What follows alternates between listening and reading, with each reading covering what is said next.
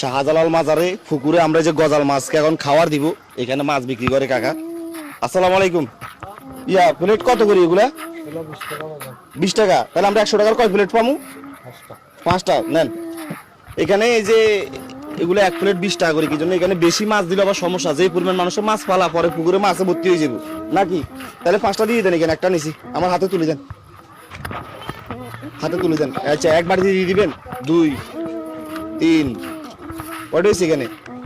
4 5 plate নিলাম। বিসমিল্লাহ। এখন আমরা গজাল মাছকে খাবার দিব।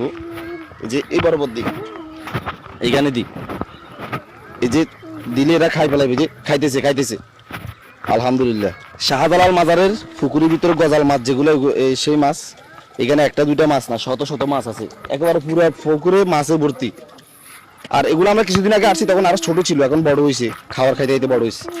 দিয়ে দিলাম। মাছ দেখা যায় এখানে অনেকগুলো হবে, এখানে না হলেও 100-এর উপরে হবে মাছ। সবাই এখানে নিয়ত করে মাছ দেয়। শাহজালাল মাজারে যে গজাল মাছ, এগুলোর বয়স কত? এটার ইতিহাস কি? কত বছর আগের মাছ এটা? অনেক আগের। অনেক আগের বলতে কত বছর হইতে পারে? 600-700 বছর আগে। 600-700 বছর আগের মাছ। তবে এখানে মাছ যেগুলো বড় হয়, অনেক বয়স হয়ে যেগুলো মারা যায়, আবার নতুন করে যেগুলো বাচ্চাদের গুলো বড় হয়, সিস্টেম এমন। তবে এটা জাত এখনো শেষ হয় নাই। 700 বছর আগে যে পুকুরে মাছগুলা হয়েছে, তখন থেকে যে শুরু হয়েছে, একটার পর একটা। কিছুদিন আগে কিছু মাছ মারা গেছে আমরা শুনছি নাকি? বোমা হামলার সময়। বোমা হামলার সময় মারা গেছে। 64 জেলা একবার বোমা হামলা হয়েছিল না? হ্যাঁ। এই সময় অনেকগুলো মারা গেছে।